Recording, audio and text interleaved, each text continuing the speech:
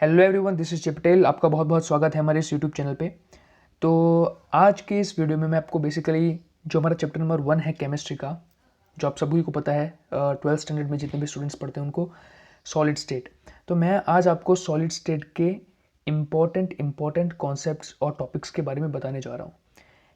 पहले ही मैं क्लियर कर देता हूँ, ये वीडियो गुजराती मीडियम और इंग्लिश मीडियम दोनों मीडियम के स्टूडेंट्स के लिए है, बिकॉज यहाँ पर मैं आपको पढ़ाने नहीं वाला हूँ, मैं बस आपको IMP देने वाला हूँ। IMP, और आप ऐसा कह सकते हैं मैं आपको एक क्लियरेंस देने वाला हूँ आपके माइंड में कि आपको पता चल जाए कि भाई कौन कौन सी चीज़ें वो थियरी में यानी कि लिखने में, यानी कि जो 2 मार्क्स के 3 मार्क्स के जो क्वेश्चन होते हैं उनमें कौन सी चीज़ें पूछी जा सकती है, और MCQ के लिए आपको किन टॉपिक्स पे ज़्यादा भार देना है, वो चीज़ मैं आपको आज के इस वीडियो में बताने वाला हूँ। तो यहाँ पर आपको लैंग्वेज का प्रॉब्लम नहीं होगा, यहाँ पर मैं कुछ भी पढ़ाने नहीं वाला हूँ, यहाँ पर आपको टर्मिनोलॉजीज का प्रॉब्लम नहीं होगा। ये वीडियो दोनों मीडियम्स के लिए है। यहाँ पर इंग्लिश मीडियम के स्टूडेंट्स भी इस वीडियो को देख सकते हैं और गुजराती मीडियम के स्टूडेंट्स भी इस वीडियो को देखें, ये मेरी रिक्वेस्ट है। तो जो चैप्टर आज मैंने चुना है वो है केमिस्ट्री का first chapter, the solid state. आज के इस वीडियो में मैं आपको सॉलिड स्टेट के इम्पॉर्टेंट टॉपिक्स के बारे में बताने वाला हूँ, और ये भी बताऊंगा कि आपको किस तरीके से प्रिपरेशन करनी है इस चैप्टर की। तो चलिए शुरू करते हैं। सबसे पहले आप देख सकते हैं यहाँ पर मेरे पास पूरी PDF आ चुकी है चैप्टर की, और ये पहला पेज है चैप्टर का, ठीक है, आप देख सकते हैं। तो यहाँ पर ये जो फर्स्ट पेज आप दिख रहा है, आपको इंट्रोडक्शन दिख रहा है, वहाँ से आपको कुछ खासा कुछ पढ़ने की ज़रूरत नहीं है, यहाँ से आपको कुछ इतना ज़्यादा इंपॉर्टेंट पूछा नहीं जाएगा। लेकिन उसके बाद ये जो हमारा पहला टॉपिक है पेज नंबर 2 पे 1.1 general characteristic of solid state, तो वहाँ पर आपको ये 5 पॉइंट्स दिख रहे हैं, 1 2 3 4 5। अब ये 5 पॉइंट्स आपको देखिए याद करने हो तो आप याद कर सकते हो, लेकिन मेरा मानना है कि ये चीज़ आपको MCQ में पूछी जाएगी, यानी कि आपको गुजसेट की एग्जाम के लिए या तो फिर आपके बोर्ड्स में जो MCQ पूछे जाते हैं उनमें आपको इन 5 पॉइंट्स में से कोई एक पॉइंट पे उठा के MCQ वो पूछ सकता है, तो आप उसके लिए इसको प्रिपेयर कर लीजिए। उसके बाद मेरे भाई देखो, एमोर्फस एंड क्रिस्टलाइन सॉलिड्स का जो टॉपिक आता है, ये टॉपिक बहुत ज़्यादा इंपॉर्टेंट है। क्यों इंपॉर्टेंट है? बिकॉज इसमें से कई बार आपको 2 मार्क्स के जो क्वेश्चन होते हैं डिफ्रेंशिएट करने की, मैं आपको दिखाता हूँ। देखिए ये जो बड़े पैराग्राफ्स हैं उस पर आप ज़्यादा ध्यान ना दें तो भी चलेगा, लेकिन मेरे भाई यहाँ पर आपको जो ये टेबल 1.1 दिख रहा है, जो कि है distinction between crystalline and amorphous solids, ये आपको मिस नहीं करना है। मैं सच में कह रहा हूँ, अगर मिस करके चले गए ना भाई, बड़ा पछताओगे, बड़ा पछताओगे। क्यों बता रहा हूँ? देखो यहाँ पर ये जो ऊपर पैराग्राफ्स है उन सभी पैराग्राफ्स को, सॉरी उन बड़े पैराग्राफ को यहाँ पर एक शॉर्ट वर्जन में आपको एक डिफरेंस के फॉर्म में, यानी कि डिफरेंशिएशन के फॉर्म में दे दिया गया है। यानी कि आपको डिफरेंस दिया है क्रिस्टलाइन सॉलिड्स के बीच में और एमोर्फस सॉलिड्स के बीच में, और यही चीज़ आपको एग्जाम में 2 मार्क्स में पूछी जाती है कि भाई 4 डिफरेंस बता दो इन दोनों के बीच में, या तो फिर 6 बता दो अगर 3 मार्क्स का पूछ लिए तो। ज़्यादातर आपको 3 मार्क्स का पूछेंगे नहीं, आपको सिर्फ 2 मार्क्स के पूछेंगे, तो वहाँ आपको 4 या फिर 5 डिफरेंस लिख देने हैं। तो आप इस टेबल को तो मिस मत ही करना, ठीक है। इसके बाद यहाँ पर इंटेक्स्ट क्वेश्चन है। देखिए इंटेक्स्ट क्वेश्चन करने की कोई ज़रूरत नहीं है, जहाँ तक मेरा मानना है आप इसको छोड़ दे, ठीक है। अब बात करते हैं क्लासिफिकेशन ऑफ क्रिस्टलाइन सॉलिड्स की, ठीक है। देखिए गुजराती मीडियम के जो स्टूडेंट्स हैं, मेरी इनसे रिक्वेस्ट है, आप अगर आप इस चीज़ को समझ नहीं पा रहे हैं जो मैं इंग्लिश में बोल रहा हूँ, तो आप बस इस टॉपिक की जो यहाँ पर आगे देखो, यहाँ पर 1.3.1 लिखा है, तो आप वैसे उसको चेक कर लीजिए, आपकी गुजराती की टेक्स्ट बुक में आपको टैली कर लेना है, तो आपको पता चल जाएगा, ठीक है।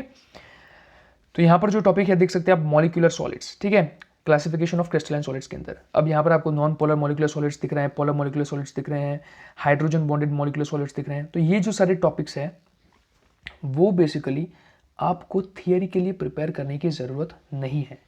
मैं सही बता रहा हूँ, ये चीज़ आपको थियरी में नहीं पूछी जाएगी, तो किस में पूछी जाएगी? MCQ में। MCQ में आपको ये देखिए, यहाँ पर दिख रहा है आपको एक छोटा सा HCl, SO2, तो ये सारी चीज़ें जो है आपको एग्जाम्पल्स पूछे जाते हैं। तो MCQ में यानी कि गुजसेट की एग्जाम के लिए आपको बस इसको पढ़ लेना है, इसको रटो मत, पूरे की पूरे ये जो वर्ड्स हैं उनको पूरा माइंड में पैराग्राफ कंस्ट्रक्ट करने की ज़रूरत नहीं है। बस कंटेंट को पकड़ो, इंपॉर्टेंट पॉइंट्स को पकड़ो, इंपॉर्टेंट पॉइंट्स पे हाईलाइट करो मेरे भाई, हाईलाइट करना सीखो, ठीक है। अब देखो यार, ये मैंने आपको बताया आयनिक सॉलिड्स, मेटालिक सॉलिड्स, इन सभी के केस में आपको बस पढ़ लेना है, कुछ इंपॉर्टेंट पॉइंट्स को याद रख लेना है। जैसे यहाँ पर देखो जायंट मॉलिक्यूल्स किसको कहा जाता है, तो भाई कोवेलेंट और नेटवर्क सॉलिड्स के अंदर जायंट मॉलिक्यूल्स होते हैं, उनको जायंट मॉलिक्यूल्स कहा जाता है। ये सारी चीज़ आपको याद रखनी है मेरे भाई, ठीक है ना। और अगर फिर भी ये पैराग्राफ पढ़ने के बाद आपको कंफ्यूजन हो, पता ना चले कि यार क्या यार पैराग्राफ में मैं फंस कहाँ गया, तो यार यहाँ पर देखो कितना बढ़िया टेबल बना कर दे रखा है। जिन लोगों को भाई पैराग्राफ पढ़ना नहीं अच्छा लगता है, ऊपर के जो पॉइंट्स थे हमारे क्लासिफिकेशन ऑफ क्रिस्टलाइन सॉलिड्स के, अगर वो पढ़ना अच्छा नहीं लग रहा है तो मत पढ़ो यार। वैसे एक बार पढ़ लेना, क्योंकि वहाँ से अगर कोई चीज़ ऐसी रह जाए जो इस पैराग्राफ में ना दी हो, सॉरी इस टेबल में ना दी हो, तो मज़ा नहीं आएगा मेरे दोस्त। तो इस टेबल को कर लो ना, ठीक है, इस टेबल को कर लो। देखो कितना बढ़िया सजा के दे रखा है यार इन्होंने। इस टेबल में आपको सब कुछ दे रखा है। देखो constituent particles, bonding, attractive forces, examples, physical nature, electrical conductivity, melting point, सारी की सारी चीज़ें मॉलिकुलर सॉलिड्स के लिए, non polar, polar, hydrogen bonded, आयनिक सॉलिड्स, मेटालिक सॉलिड्स, कोवेलेंट और नेटवर्क सॉलिड्स, हर एक के बारे में सारी चीज़ें बहुत ही प्यार से दे रखी है। तो कर लो यार। देखो मैं सही बता रहा हूँ, एमसीक्यू आ जाएगा ना, बाद में पछताओगे साले ये SiO2 यार, ये क्वार्ट्स याद रख लिया होता तो अच्छा होता, उस वक्त एहसास होगा। तो प्लीज़ इन सब चीज़ों को एक बार देख लो यार, ठीक है ना, देख लो। अब बढ़ते हैं आगे। आ गया भाई क्रिस्टल लैटाइसेस एंड यूनिट सेल्स। अब यहाँ पर देखो यार, मैं सच बता रहा हूँ, जब मैं पढ़ता था ये चीज़ मुझे बड़ी बोरिंग लगती थी, बिकॉज यहाँ पैराग्राफ के फॉर्म में जो है ना चीज़ पढ़ने में मज़ा नहीं आता, ठीक है ना। लेकिन यहाँ पर एक चीज़ बहुत इंपॉर्टेंट जो आपको करनी है। कौन सी मेरे भाई? ये 2 पॉइंट, ये 2 पॉइंट। एक बार रुक जाओ, ये थोड़ा लोड हो रहा है, ठीक है ठीक है, ओके ओके ओके ठीक है। ये 2 पॉइंट याद रख लो यार। A unit cell is characterised by, तो एक यूनिट सेल कैसे कैरेक्टराइज होता है, ये जो 2 पॉइंट्स है ना भाई, कि उसके जो एजेस होती है वो, और उनके बीच का जो म्यूचुअल परपेंडिकुलर उनके एंगल होते हैं, उसके बीच में जो हमारे अल्फा बीटा एंड गामा बनते हैं। तो ये टोटल 6 कैरेक्टरिस्टिक्स होते हैं, सॉरी 6 पैरामीटर्स होते हैं, जिसके माध्यम से आप इसको कैरेक्टराइज कर सकते हो एक यूनिट सेल को। तो ये जो इंफॉर्मेशन है आप इसको माइंड में बस याद रख लो, सिंपल तरीके से एमसीक्यू में काम आ जाएगी आपको। वैसे थियरी में तो आपको ऐसी चीज़ें नहीं पूछी जा सकती। उसके बाद primitive and centred unit cells, भाई ये टॉपिक अगेन वेरी इंपॉर्टेंट। इनकी डेफिनेशन आपको पता होनी चाहिए। डेफिनेशन पता नहीं होगी, इसका कॉन्सेप्ट पता नहीं होगा, मज़ा नहीं आएगा। ये अगेन आपको थियरी में नहीं पूछा जा सकता है, 2 मार्क्स में आपको नहीं पूछेंगे, एमसीक्यू के लिए इंपॉर्टेंट है। तो इसको आप इसको हाईलाइट कर लो और इसको बस पढ़ लेना एक बार और समझ लेना। भाई समझना इंपॉर्टेंट है, हम साइंस के स्टूडेंट्स हैं, साइंस के स्टूडेंट्स के लिए समझना बहुत इंपॉर्टेंट होता है। चीज़ों को रटो मत, ठीक है ना, रटना नहीं है, समझ लोगे काम हो जाएगा। अब देखो यार, अब आगे बढ़ते हैं। एंड सेंटर्ड यूनिट सेल आपको उसमें भी वैसे करना है, ठीक है। ये क्या आ गया? 7 primitive unit cells and their possible variations as centred unit sales.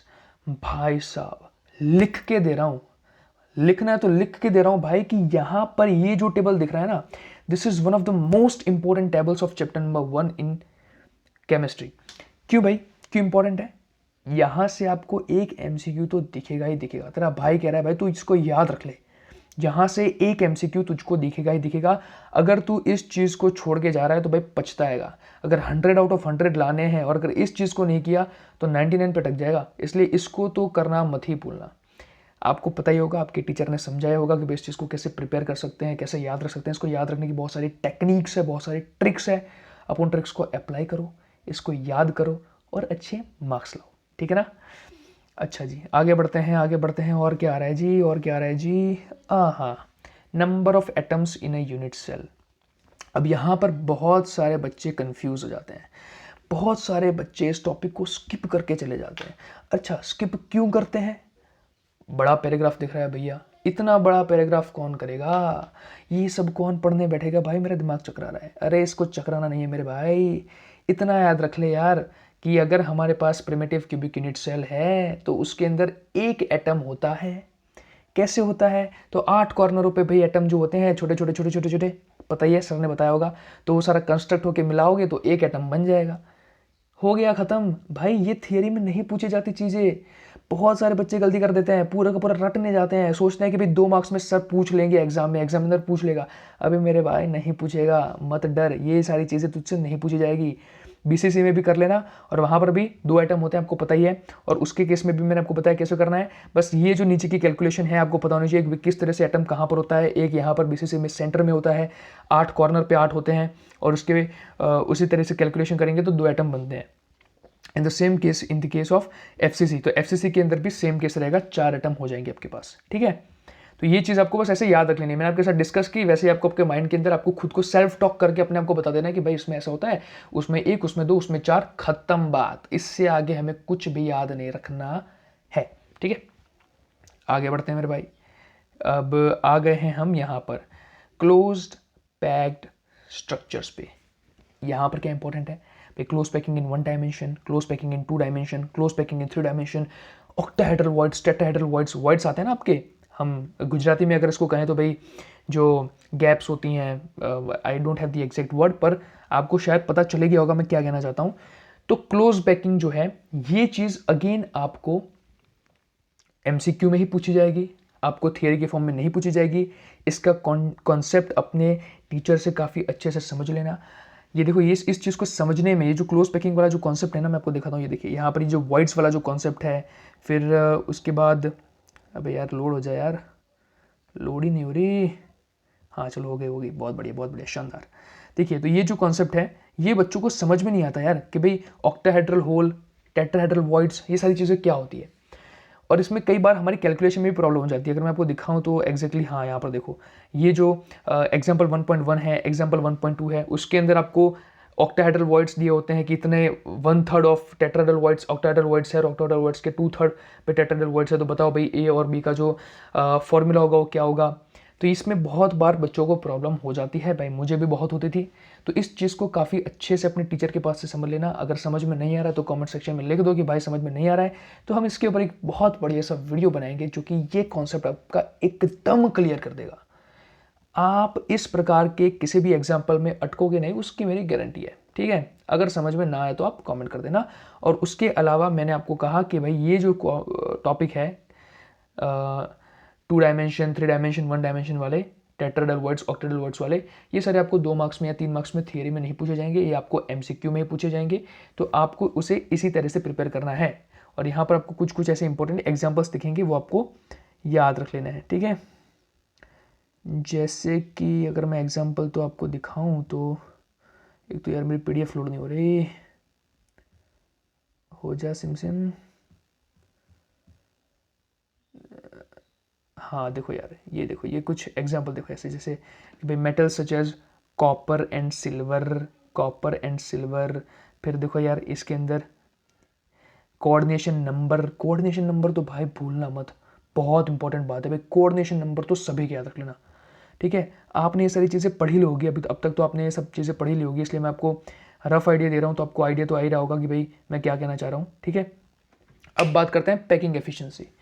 Packing efficiency में बहुत बार बच्चों को कन्फ्यूजन होता है कि भाई हम पूरा डेरिवेशन याद रखें या ना रखें। भाई अगर देख तू याद नहीं रख पा रहा है, देखो मैथ्स के स्टूडेंट्स के लिए यहाँ पर प्रॉब्लम नहीं होनी चाहिए कि भाई डेरिवेशन याद रख पा रहे हैं नहीं रख पा रहे, लेकिन जो बायोलॉजी के स्टूडेंट्स हैं उनको कई बार ये प्रॉब्लम हो जाती है कि भाई हम इस डेरिवेशन को याद रखें। डेरिवेशन का मतलब है कि भाई ये जो आखो जो આપણે फॉर्मूला निकालिए છીએ बराबर है ना, એટલે जो आप ये फॉर्मूला निकालते हैं, ये किस तरह से पूरी कैलकुलेशन होती है, वो कई बार बायोलॉजी के स्टूडेंट्स में को इनमें प्रॉब्लम हो जाती है। तो वो इस चीज़ को ना करें। ठीक है, वो अगर नहीं करेंगे तो चलेगा, लेकिन आपको बस ये रिलेशन याद रखनी है। जैसे यहाँ पर r=a/2√2, या तो फिर कुछ बच्चे ऐसे याद रखेंगे कि भाई a=4r/√2 तो आप इस रिलेशन को याद रख लीजिए। ये किसकी बात है, एचसीपी एंड सीसीपी की बात है। तो यहाँ पर उसका देखो पैकिंग एफिशिएंसी, ये नंबर ये 74%, फिर यहाँ पर बीसीसी में ये कहाँ गया 68%। ये तो याद रख लेना भाई साहब, एमसीक्यू में सीधा पूछ लेगा, फिर बाद में पछताओगे कि काश अगर याद रख लिया होता ना, जय भाई ने कहा था याद रख लेना, उस वक्त नहीं रखा और एग्जाम में पूछ लिया। तो मैं कह रहा हूँ इस चीज़ को याद रख लेना भाई, बहुत चांसेस है पूछे जाने के। मैं लिख रहा हूँ 99% चांसेस पूछा जाएगा, लिख के रख लो। ठीक है, तो यहाँ पर आपको इसकी कैलकुलेशन को अगर आप याद नहीं रखोगे चलेगा, लेकिन पैकिंग एफिशिएंसी और ये रिलेशन, जैसे कि यहाँ पर एक रिलेशन है √3a=4r, मैं ऐसे याद रखता था, यहाँ पर लिखिए r=√3a/4। तो ये सारे रिलेशन बीसीसी के लिए, फिर एचसीपी के लिए, एफसीसी के लिए, और यहाँ पर आ गया सिंपल क्यूबिक लैटिस। तो इन सभी के लिए आपको ये रिलेशन भी याद रख लेनी है। ठीक है, और यहाँ पर देखो, यहाँ पर इसकी पैकिंग एफिशिएंसी कितनी है 52.4%। कर लेना मेरे भाई, याद कर लेना यार, मुझे याद हो गई, तू याद नहीं कर सकता, कर ले। ठीक है भाई, अब आ रहा है calculations involving unit cell dimensions. भाई साहब इसकी कैलकुलेशन करने में बहुत मुझे कंटाला आता था, लेकिन कोई बात नहीं, कर लेना ना यार, कैलसी होगा अपने पास। गुडसेट के एग्जाम में भी आप कैलकुलेटर ले जा पाओगे, और बोर्ड्स के एग्जाम में भी मेरे ख्याल से आपको कैलकुलेटर आउट करते ही हैं। तो ये जो फॉर्मूला है कि भाई डेंसिटी ZM/A3NA, ये फॉर्मूला बहुत इंपॉर्टेंट है। कैसे आया, कहाँ से आया, मैं होप करता हूँ कि आपके टीचर ने आपको ये चीज़ बताई होगी। अगर आपका टीचर अच्छा होगा तो, नहीं तो फिर बम बम बोले नहीं घबराइए मत, बहुत सारे यूट्यूब पे वीडियोस अवेलेबल होते हैं, और मेरे ख्याल से आपने देखे भी होंगे, जिसकी मदद से आपके कॉन्सेप्ट आराम से क्लियर हो चुके होंगे। अब यहाँ पर कुछ एग्जांपल्स है, ये सारे एग्जांपल्स आपको 2 मार्क्स में पूछे जा सकते हैं, तो इनको कर लीजिएगा। और इस फॉर्मूला के बेसिस पर आपको सिंपल कैलकुलेशन वाले एमसीक्यूज भी पूछे जाते हैं, और उन एमसीक्यूज की कोई पर्टिकुलर फिक्स नहीं होता है, वो कहीं से भी उठा के पूछ लेते हैं, ठीक है। तो आपको वो फॉर्मूला अच्छे से आना चाहिए, उसके कुछ प्रॉब्लम्स आप प्रैक्टिस कर लो 7-8, तो आपको वो क्लियर हो जाएगा। नेक्स्ट है इम्परफेक्शंस इन सॉलिड्स। अब ये देखो, ये टॉपिक जो है ना, मैं सच बता रहा हूँ, लास्ट में आता है, पर याद रखना पड़ता है इसको। ये लास्ट में आता है लेकिन इसको याद रखना पड़ता है। लेकिन मैं आपको एक्सक्लूसिवली बताऊंगा कि आपको कौन कौन सी चीज़ें याद रखनी है। देखो यार, यहाँ पर फ्रैंकल एंड स्कॉट के डिफेक्ट को तो छोड़ना ही मत। क्यों मत छोड़ना भाई? 2 मार्क्स में पूछे जाने वाला अब तक का सबसे इसकी हिस्ट्री तगड़ी रही है। मतलब इसकी वैल्यू पता नहीं इन गुजरात बोर्ड वालों को क्या है, इसकी तो इतनी कीमत बढ़ा रखी है ना भाई साहब, पूछो मत।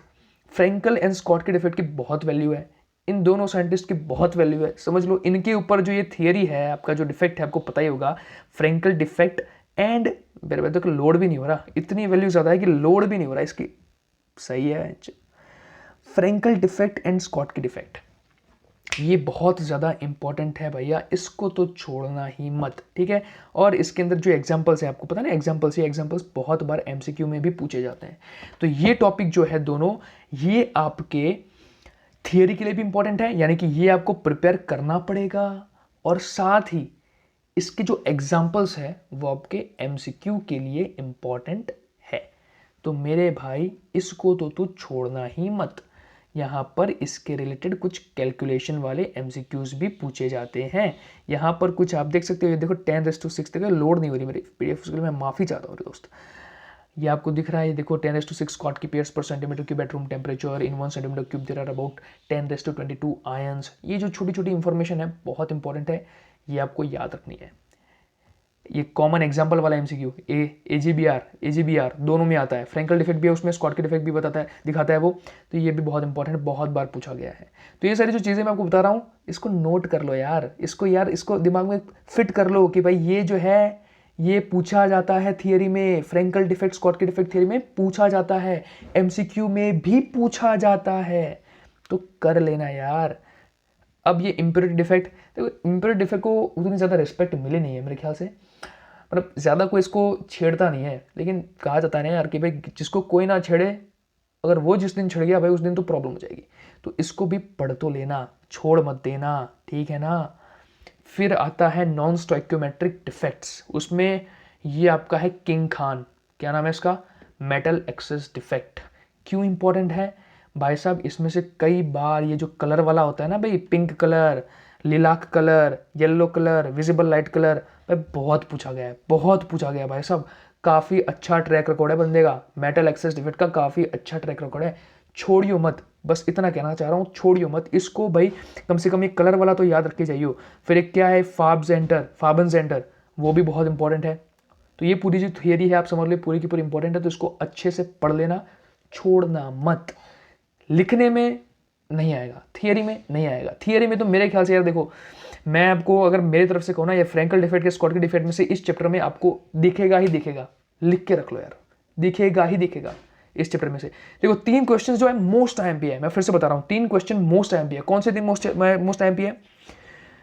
पहला तो वो डिफरेंस, एमोर्फस सॉलिड और क्रिस्टलाइन सॉलिड्स के बीच का डिफरेंस। फिर ये फ्रैंकल डिफेक्ट और स्कॉट के डिफेक्ट, ये थियरी में पूछने जाने के बहुत चांसेस है। या तो फिर आपको वो ZM/AQBNA यानी कि D = ZM/AQBNA वाला जो हमारा डेंसिटी का फॉर्मूला था, उसमें से आपको एक प्रॉब्लम पूछ लिया जाएगा। इन 4 चीज़ों में ये घूमने वाला है सब कुछ, ठीक है। तो वो तो कर ही लेना, छोड़ना मत। नेक्स्ट देखो यार, मेटल एक्सेस डिफेक्ट हो गया, मेटल डेफिशिएंसी एक बार पढ़ लेना, एमसीक्यू में पूछा गया है पहले एक बार, तो कर लेना यार।